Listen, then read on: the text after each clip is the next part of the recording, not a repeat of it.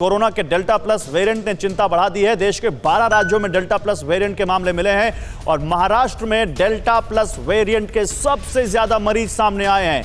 5 जुलाई तक कर्नाटक में लॉकडाउन बढ़ा दिया गया है। तो देखिए, हमने आपको बताया था ना कि केवल देश के बाहर नहीं, देश के अंदर भी लॉकडाउन बढ़ाया जा रहा है। तो कर्नाटक में लॉकडाउन और वहां उससे जुड़ी सख्तियां बढ़ा दी गई हैं और देश के 12 राज्य ऐसे हैं जहां डेल्टा प्लस ने अपनी दस्तक दे दी है। कुल 52 मामले देश में डिटेक्ट हुए हैं और महाराष्ट्र में सबसे ज्यादा डेल्टा प्लस के मरीज मिले हैं। मैं सीधे अश्विनी के पास चलूंगा। अश्विनी, महाराष्ट्र वो सूबा जो सबसे ज्यादा दूसरी वेव में प्रभावित रहा, आज भी काफी केसेस आते हैं महाराष्ट्र से। तो क्या ये डेल्टा प्लस का वेरिएंट जो महाराष्ट्र में सबसे ज्यादा मिला है देश में, क्या महाराष्ट्र सरकार इस पर कुछ कर रही है, चिंतित है? इसको लेकर क्या खबर है? जी देखिए, साफ तौर पे महाराष्ट्र सरकार के लिए ये चिंता बढ़ाने वाली जो है पूरी तरह से रिपोर्ट है। साथ ही ना सिर्फ महाराष्ट्र सरकार बल्कि महाराष्ट्र की करीब 12 करोड़ की जो जनता है उनके लिए भी ये चिंता का विषय है।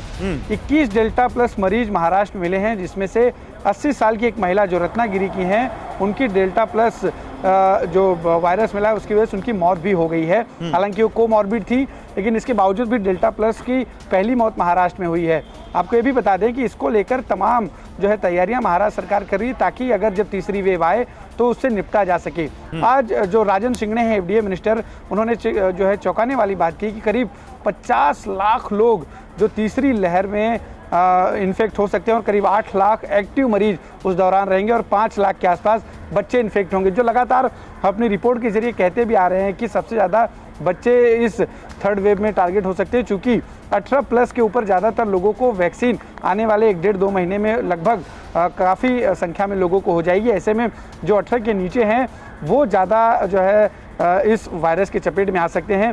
ऐसे में तमाम एहतियाती कदम उठाए जा रहे हैं। तमाम जगहों पर जो कोविड जो कैंप खोले जा रहे हैं, ताकि ज़्यादा से ज़्यादा लोगों को सही समय पर और तत्काल इलाज मिल सके। ना सिर्फ बड़े शहरों में बल्कि छोटे छोटे जिलों में भी, छोटे छोटे इलाकों में भी इस तरह के इंतजाम किए जा रहे हैं, ताकि जिस तरह की मुश्किलें हमने दूसरी वेव में महाराष्ट्र में देखी वैसी तीसरी वेव में ना दिखाई दे। ठीक है, तो डेल्टा प्लस ने चिंता बढ़ा दी है, खासकर महाराष्ट्र में, और महाराष्ट्र में तीसरी लहर की तो तैयारी की जा रही है, लेकिन डेल्टा प्लस से निपटने की क्या तैयारी है और क्या उनके पास कोई प्लान है? क्योंकि डेल्टा प्लस के बारे में अभी लोगों को ज्यादा पता नहीं। डॉक्टर रजनीश हमारे साथ जुड़ चुके हैं, कार्डियोलॉजिस्ट हैं मेदांता हॉस्पिटल के। डॉक्टर, स्वागत है आपका।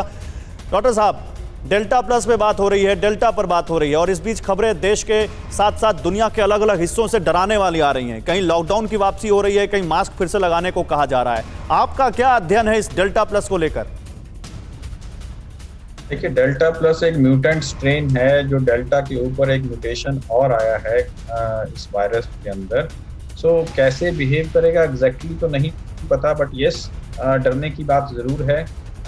ट्रांसमिसिबिलिटी ज़्यादा हो सकता है और मेन इशू है that it can escape the immune mechanisms. So immunity से ये बच सकता है वायरस। तो जो लोग पहले से इन्फेक्टेड हो चुके हैं, इसका मायने ये है जो लोग पहले से इन्फेक्टेड हो चुके हैं, अगर उनमें एंटीबॉडीज हैं तो वो उनको रिकरेंस इस वेरिएंट के जरिए हो सकता है। That is number 1। दूसरा, जो मोनोक्लोनल एंटीबॉडीज है वो इफेक्टिव नहीं होगा, क्योंकि मोनोक्लोनल एंटीबॉडीज का मायने है वो एक किसी खास क्लोन के अंगेंस्ट ही बनाया जाता है। तो जो क्लोन के अंगेंस्ट वो बनाया गया वो ये। मैं मोनोक्लोनल एंटीबॉडीज से आगे का एक सवाल पूछता हूं सर। मुझे ये बताइए, हमारे पास जैसे डीआरडीओ की एक दवा है 2DG, हमारे पास कुछ वैक्सीन्स हैं, क्या डेल्टा प्लस इनको भी एस्केप कर सकता है, इनको भी स्किप कर सकता है? अभी तक के डेटा के अकॉर्डिंग, अभी तक के एविडेंस के अकॉर्डिंग, जो वैक्सीन की माने तो वैक्सीन्स इफेक्टिव रहेंगे इस वेरिएंट के अगेंस्ट, बट उनका जो एफिकेसी रेट है दूसरे वायरस स्ट्रेन के, डेल्टा प्लेन वायरस स्ट्रेन के ऊपर और डेल्टा प्लस के ऊपर, ये बदल जाएगा। अगर माने तो कोविशील्ड को लें तो कोविशील्ड का ये माना जाता है 70% के करीब एफिकेसी है इसका सभी वेरिएंट्स का, बट डेल्टा प्लस वेरिएंट में इसका एफिकेसी 50% या उससे थोड़ा कम माना जाएगा। सो एफिकेसी कम जरूर होगा बट इफेक्टिव रहेंगे। किसी भी मायने में हम ये स्टेटमेंट अभी इस वक्त ये नहीं बोल सकते भी ये वैक्सीनेशन इसको इफेक्टिव नहीं होगा। तो वैक्सीनेशन बिल्कुल करवाना है। अगर वो 50% एफिकेसी भी है तब भी कहीं ना कहीं सोसाइटी में ये इस पेंडेमिक को, इस वायरस के इन्फेक्शन को कम करने सर एक सवाल और, उसके बाद फिर मैं तुरंत जाऊंगा बिग वॉल पर और बताऊंगा अपने दर्शकों को कि डेल्टा प्लस कहां कहां आया है। हम अभी तक ये कहते थे कि वैक्सीन लगवाने के बाद आप इन्फेक्ट हो सकते हैं लेकिन वो उतना सीवियर नहीं होगा। क्या ये थ्योरी डेल्टा प्लस पर भी काम करती है? बिल्कुल, ये थ्योरी काम करेगी, ये थ्योरी बिल्कुल काम करेगी। बट अगर रिलेटिविटी देखें तो पिछले वेरिएंट्स में अगर वैक्सीन ज्यादा इफेक्टिव था तो डेल्टा प्लस पे कम इफेक्टिव होगा।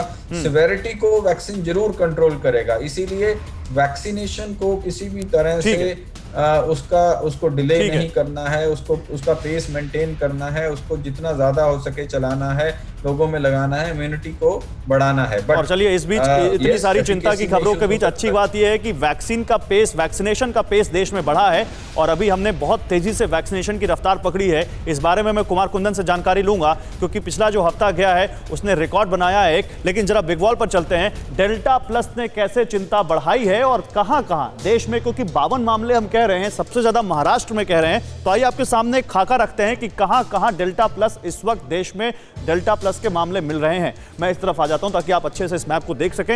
ये देखिए, शुरुआत से शुरू करते हैं ऊपर से। जम्मू कश्मीर में एक मामला मिला है, राजस्थान में एक मामला मिला है, गुजरात में 2, लेकिन महाराष्ट्र में 22 केस मिल चुके हैं और यह चिंता का कारण है महाराष्ट्र सरकार के लिए। इधर पंजाब में भी 2 मामले हैं, हरियाणा में भी 1 मामले हैं, मध्य प्रदेश में 8 मामले मिल चुके हैं। मध्य प्रदेश से एक मौत की भी खबर थी, हालांकि उसमें उन्होंने वैक्सीन नहीं लगवाई थी, यह बात सामने आई।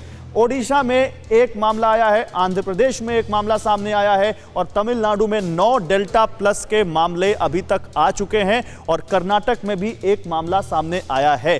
तो ये पूरा मैप है, पूरा खाका है आपके सामने, डेल्टा प्लस अभी कहां कहां पहुंचा है। और यूपी में अभी आप देख रहे नहीं है, उत्तराखंड में अभी नहीं है, देश के कुछ और राज्यों में नहीं है। यूपी ने तो बल्कि जीनोम सीक्वेंसिंग का ऑर्डर दे दिया है कि जो मध्य प्रदेश से लगे हुए इलाके हैं वहां पर उन जीनोम सीक्वेंसिंग की जाए ताकि पता लगाया जा सके कि क्या यूपी में तो इस वेरिएंट ने दस्तक नहीं दी है, लेकिन यह चिंता बढ़ाने वाला मामला है। और 2 राज्य सबसे ज्यादा, 3 मध्य प्रदेश, तमिलनाडु और महाराष्ट्र, यहां पर तेजी से डेल्टा प्लस फैल रहा है, इसलिए इस पर ज्यादा ध्यान रखने की जरूरत है।